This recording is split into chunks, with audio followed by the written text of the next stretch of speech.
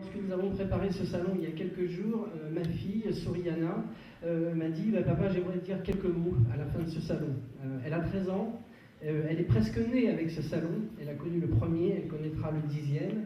Et nous étions juste avant une intervention chez nos amis de Radio Dialogue en train d'attendre notre rendez-vous dans un petit bistrot du Vieux-Port à Marseille. Elle a pris sa plume, elle a pris un bout de papier et elle a écrit son discours. Je vais la laisser, elle est très émue, moi aussi, et je crois que je terminerai cette inauguration de cette façon. Nous transmettons aujourd'hui à ces générations qui vont nous parler. Merci.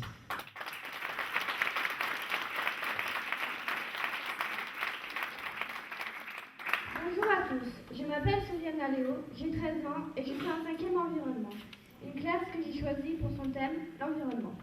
Je voudrais parler au nom de tous les enfants qui ont conscience de ce qui se passe.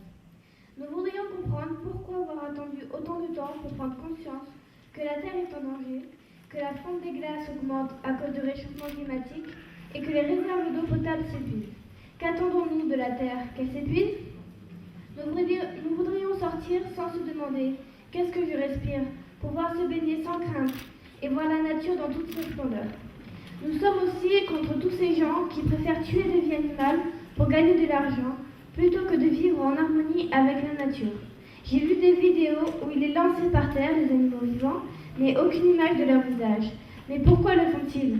C'est comme l'élevage intensif des animaux. Ce sont des questions que je me pose très souvent.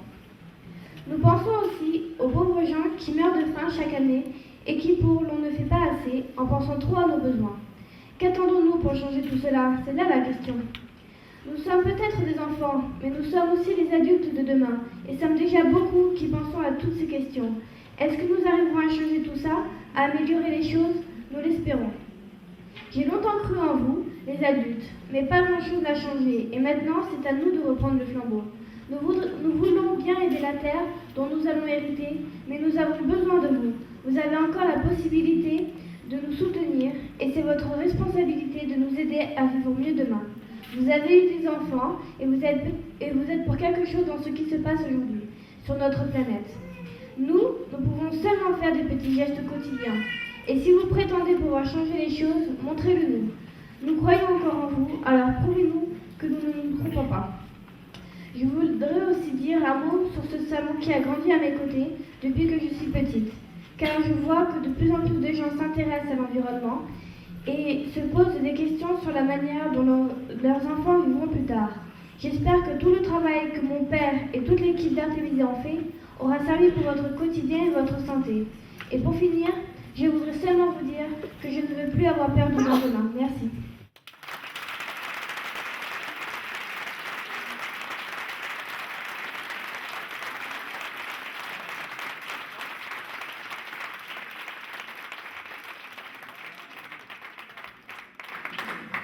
Voilà, mesdames et messieurs, nous vous remercions pour votre présence et votre accueil pour cette inauguration. Je remercie encore une fois les élus présents, qui pour certains ont des obligations.